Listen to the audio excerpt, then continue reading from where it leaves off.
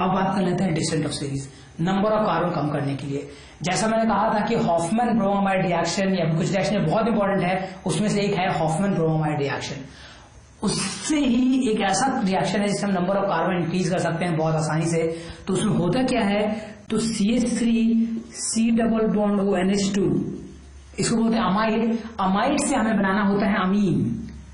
तो Br2 और KOH के प्रेजेंस में अगर हम रिएक्शन करा दें तो हमें मिल जाता है अमीन। लेकिन खासियत क्या होती है उस अमीन की, ध्यान दीजिएगा, मैं बाय प्रोडक्ट नहीं लिख रहा हूं, क्या एक कार्बन कम हो गया, एक कार्बन कम अमीन मिला हमें।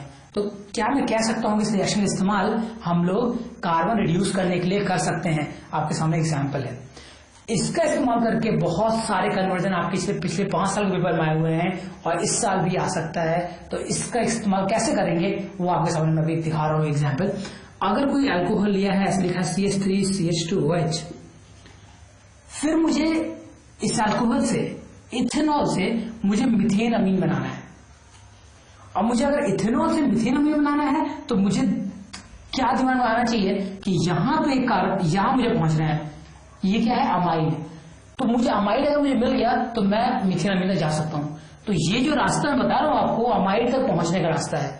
जितने भी नीम रिएक्शंस हैं उनके इनिशियल रिएक्टेड जहां शुरू होता है वो वहां पहुंचने वाली रिएक्शन बहुत इंपॉर्टेंट होती है अपने आप में। जैसे देखिएगा, यहां से मुझे पहुंचना अमाइड, रास्ता कहां से होकर जाएगा, तो देखिए K2Cr2O7 ऑक्सीडेशन कराया, क्या बना, CH3COOH।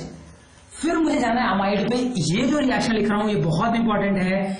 NH3 के प्रेजेंस में हीट कर दें अगर, तो हमें मिल जाएगा CH3C double bond O NH2, और इसके बाद आपको पता है ये क्या है, ये है अमाइड। और इसके बाद नेम रिएक्शन आपके सामने दिख रही है, वो साफ साफ लिखेंगे Br2 प्लस KOH, आसानी से आपको मिल जाएगा CH3NH2।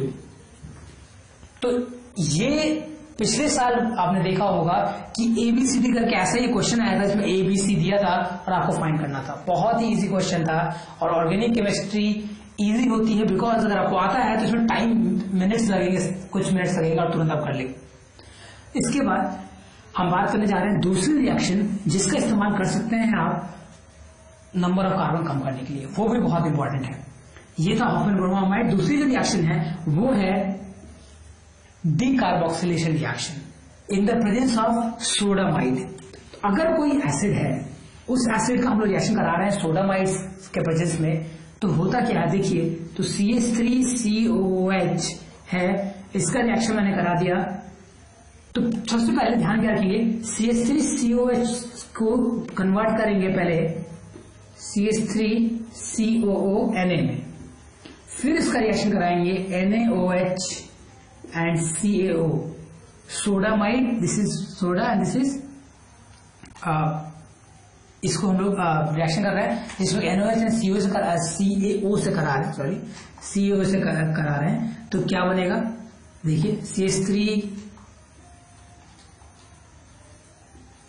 ऐसा कुछ, मतलब एक कार्बन कम हो गया और आपको CH4 मिल गया। ये रिएक्शन इसको बोलते हैं soda lime reaction. Sorry soda lime इसलिए because soda and this is quick lime. तो सोडा लाइम रिएक्शन हो गया और बन गया CH4 दिस, मतलब this can be used to produce alkane and एक कार्बन कम किया जा सकता है आसानी से। ये दो रिएक्शन है जिससे आप क्या करेंगे, नंबर ऑफ कार्बन डिक्रीज करेंगे और इसका इस्तेमाल आप डायरेक्टली कर सकते हैं बहुत जगह पे जहां पे कन्वर्जन का इस्तेमाल होता है। आप क्वेश्चन करेंगे तो उसमें आपको बहुत सारे क्वेश्चन मिल जाएंगे। अब बात करने जा रहे हैं जनरल कन्वर्जन के बारे में। अगर जो अभी मैंने आपको बताया दोनों, उस पर ध्यान दीजिएगा, ध्यान से उसको प्रैक्टिस करिएगा, फिर जनरल कन्वर्जन के बारे में बात करेंगे। तो उसमें सबसे पहले जो मैं बात करने जा रहा हूं, अगर पहले चैप्टर की बात करूं तो उसमें जो क्वेश्चन आता है वो रिलेटेड होता है एंटी मार्कोनिकॉफ रूल से, कि एंटी मार्कोनिकॉफ रूल का इस्तेमाल करके आपको कैसे कन्वर्ट करना है। तो देखिए, अगर कहीं लिखा है कि आपको कन्वर्ट करना है प्रोपेनॉल, प्रोपेन 1 है, उसको प्रोपेन 2 बनाना है, आप उसका इस्तेमाल करके बना सकते हैं एंटी मार्कोनिकॉफ रूल का आसानी से। वैसे ही अल्काइल हैलाइड का डायरेक्ट एग्जाम्पल आ सकता है कि 1 ब्रोमो इथाइन को 1 ब्रोमो इथाइन या 1 ब्रोमो प्रोपाइन को 1 ब्रोमो प्रोपेन को 2 ब्रोमोप्रोपेन बनाइए। तो वो आप इसका इस्तेमाल करके बना सकते हैं एंटी मार्कोनिकॉफ रूल का। ये रिएक्शन अपने आप में बहुत इंपॉर्टेंट है, इसको ध्यान दीजिएगा। इसके अलावा एक रिएक्शन जो बहुत इंपॉर्टेंट और है वो है एल्डोल कंडेंसेशन से रिलेटेड। एल्डोल कंडेंसेशन ये रिएक्शन है, नेम रिएक्शन। इससे क्वेश्चन कैसे आता है तो देखिए, आप क्वेश्चन लिखा रहेगा और आप समझ ही नहीं पाएंगे कि ये कन्वर्जन किसका है, किस रिएक्शन से बनेगा।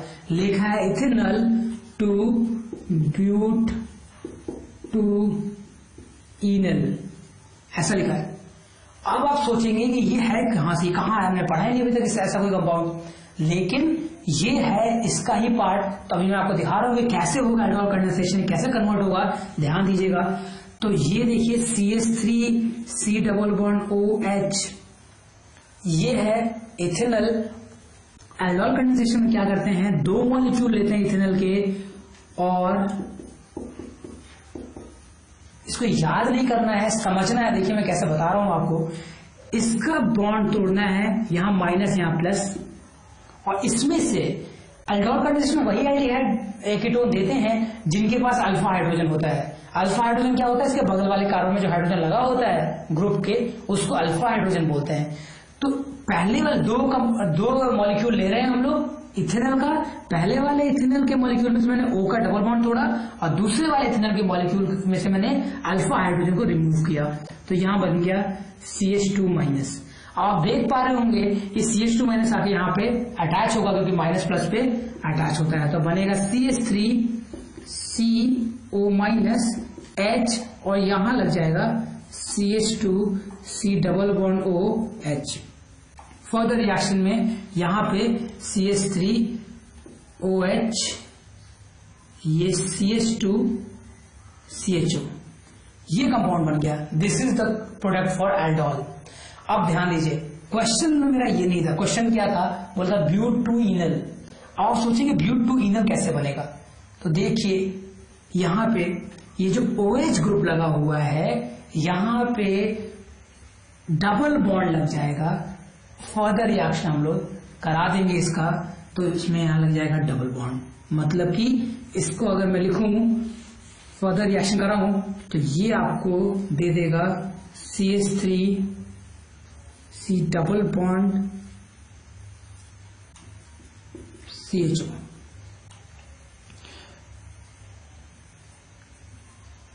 ये इसकी वैलेंसी पूरी है और यहां पे इसकी वैलेंसी पूरी है। तो देखिए ब्यूट टू इनल, तो 2 पे लगा है इन, फर्स्ट पे लगा है एल, तो that is called but two enal. तो ध्यान क्या रखेंगे, यहां खत्म होने के बाद फर्दर भी रिएक्शन कराएंगे, तभी जाके आपको ब्यूट टू इनल मिलेगा।